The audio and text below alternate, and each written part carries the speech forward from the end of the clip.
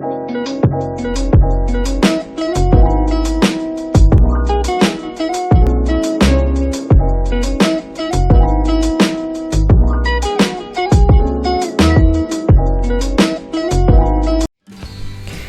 day everyone, and welcome to Grade 8 MAPEH class.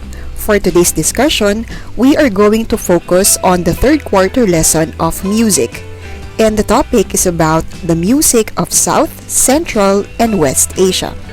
Are you ready to learn? Then let's start our lesson. For the first part of this lesson, we are going to focus on the music of India.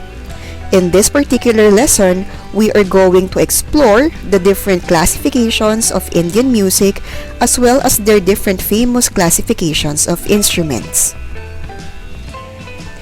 The music of India is divided into two categories. The first one is vocal music, and the second one is the instrumental music. Under vocal music, India's classical music tradition includes Carnatic and Hindustani music.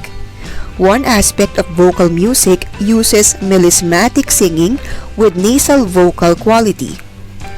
And the other one is the Samagana style of singing that developed into a strong and diverse tradition over several centuries, becoming an established part of contemporary tradition in India.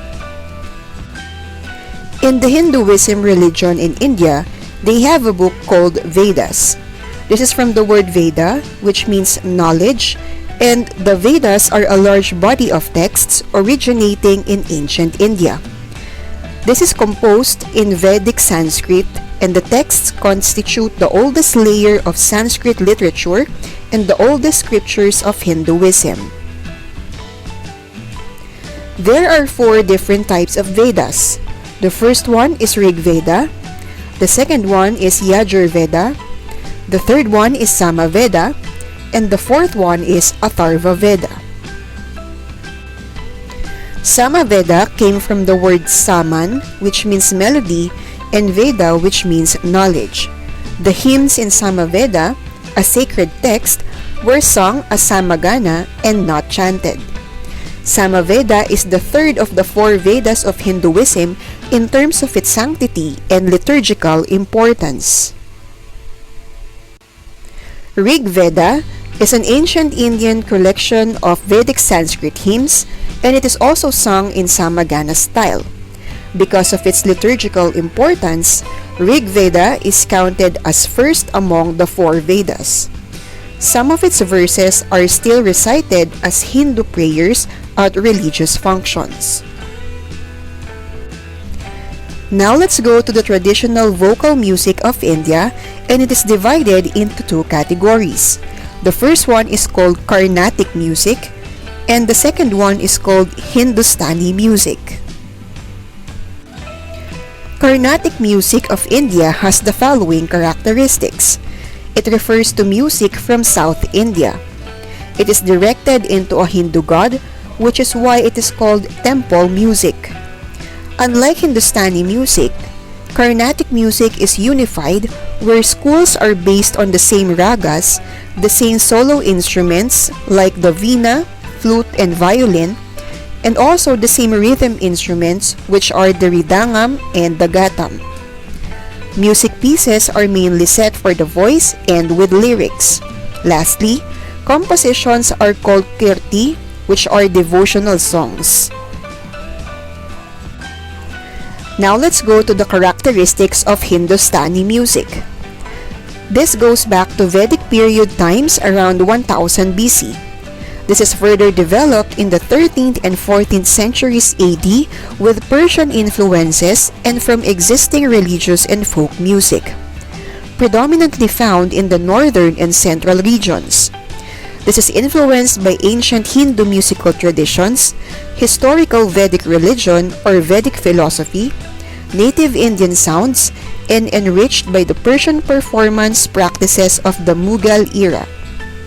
Nasal singing is observed in their vocal music.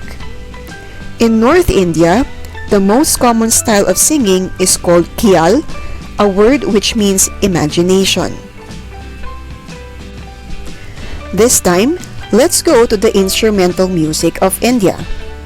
There are many musical instruments in India, and some instruments are used primarily in North Indian music, which are called Hindustani Sangeet, while many other instruments are used in South Indian music, which is called the Carnatic Sangeet. There are 5 known traditional systems for classification of instruments in India. The first one is Gan, the second is Avanad, the third is Sushir, the fourth is Tat, and the last classification is called Vitat. First, let's discover what gun instruments are. These are described as a non-membranous percussive instrument but with solid resonators. It is one of the oldest classes of instrument in India. It may also be a melodic instrument or instruments to keep tal. Here are some examples of gun instruments. The first one is Gatam. Next we have Karta. We also have Manjira, and the last one is Nut. Now let's go to the second classification, which is called Avanad. This is described as a membranous percussive instrument. This class of instruments typically comprise the drums. Here are some of the examples of Avanad instruments. We have tabla, we have daf, and lastly, we have dol. The third classification is called Sushir. This is also known as blown air. It is characterized by the use of air to excite the various resonators. Here are some examples of Sushir instruments. We have Shankha, Surpeti, Shenai, and Bansuri. The fourth classification is called Tat. This is referred to as Veena during the old civilization. Instruments in this class are plucked, or also called the stringed instruments. Here are some examples of Tat instruments. We have Gotuvadyam, Sitar, Ektara, and lastly we have Rabab.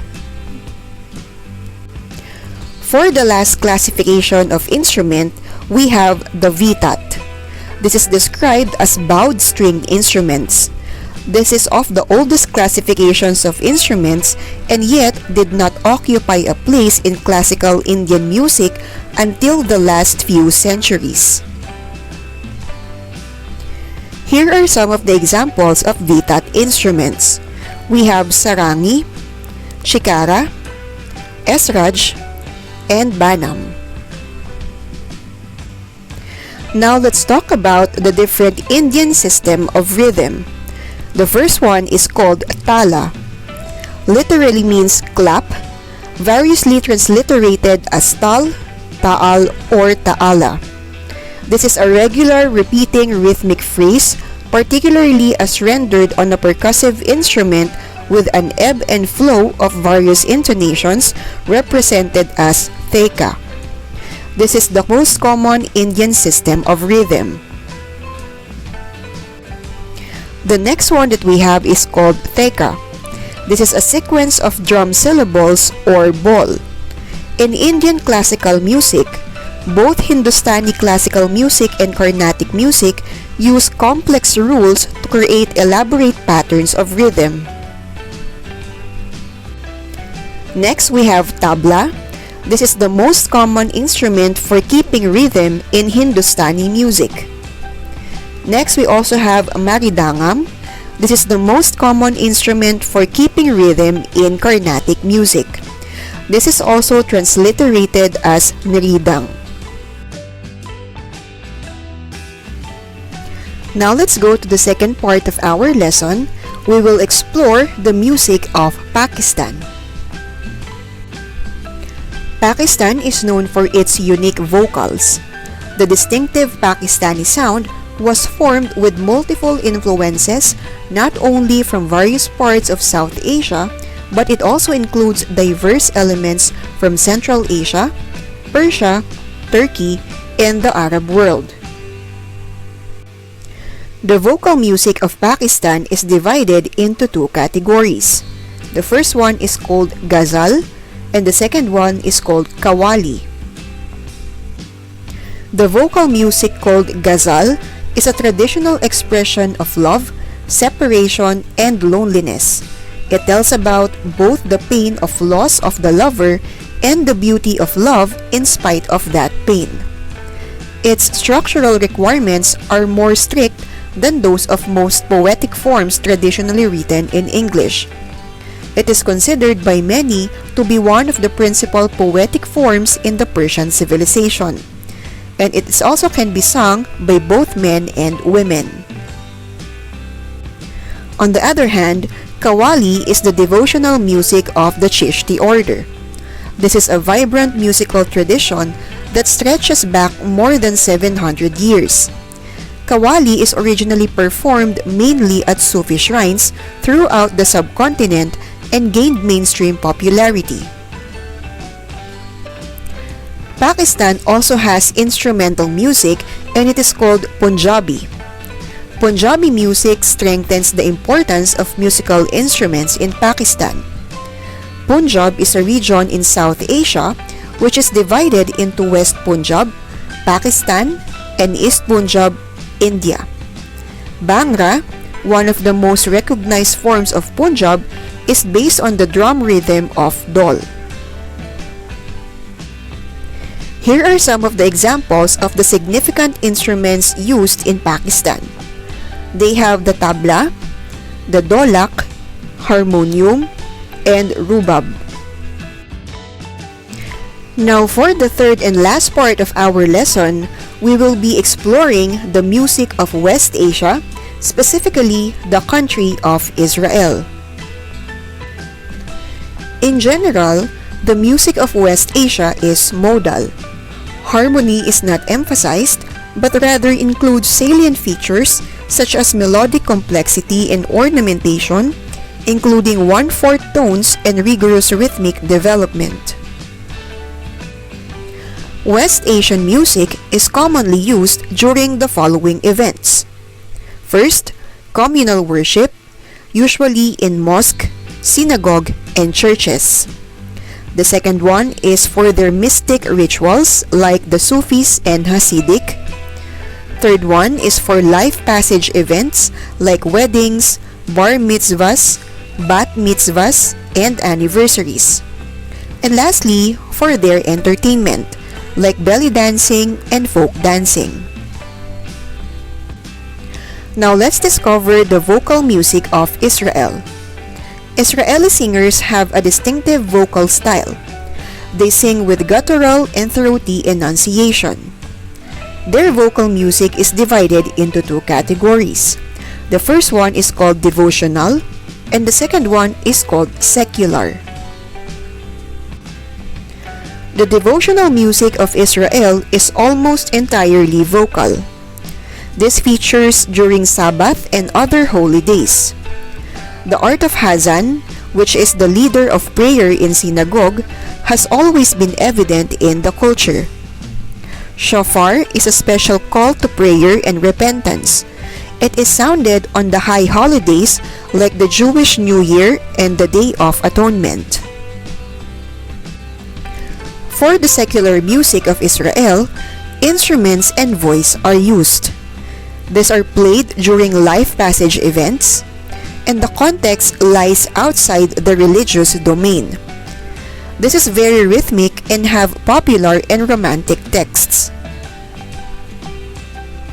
This time, let's explore the instrumental music of Israel. The lute, which is similar to the Philippine bandurria and the lod, traces its origins to the Middle Eastern oud and Indian sitar. Goblet drum, darbuk, the tambourine, and other instruments associated with Middle Eastern music are used as accompaniment. One of the dances where accompaniment is used is called hora. This is a dance that often has strong offbeats and asymmetric meters. Here are some of the examples of significant instruments of Israel. We have psalterion, Jewish lyre, and shofar. We also have other significant instruments coming from the Arab countries. They have the goblet, and the other one is called toft. Lastly, I will show you other significant Middle Eastern instruments like the oud and the darbuk. This time, let's summarize and generalize all of our third quarter music lesson. The two main traditions of classical Indian music are Carnatic music from southern India and Hindustani music from northern India. Rig Veda is an ancient Indian sacred collection of Vedic Sanskrit hymns. It is counted among the 4 canonical sacred texts of Hinduism known as Vedas. Some of its verses are still recited as Hindu prayers at religious functions and other occasions. Tala, which is variously transliterated as Tal, Taal, or Taala, is the Indian system of rhythm. There are 5 known traditional systems for classification of instruments. These are Gan, Avanad, Sushir, Tat, and Vitat. Middle Eastern music is generally modal. Harmony is not emphasized. There are 2 divisions of Jewish music, the devotional and secular. Arabic maqam is distinctly unique because of its technique of improvisation. Musical instruments are used in accompanying Israeli hora and other rhythmic dances. Pakistan is known for its 2 vocal singing, ghazals and qawwali. And lastly, Punjabi music strengthens the importance of musical instruments in Punjab regions. Alright class, that's all for today. I hope you learned a lot about our topic this third quarter in music, which is the music of South, Central, and West Asia. If you have any questions or you need a copy of this lesson, you can message me on my FB page, which is linked below in the description box. That's all. Thank you for watching and see you on our next lesson.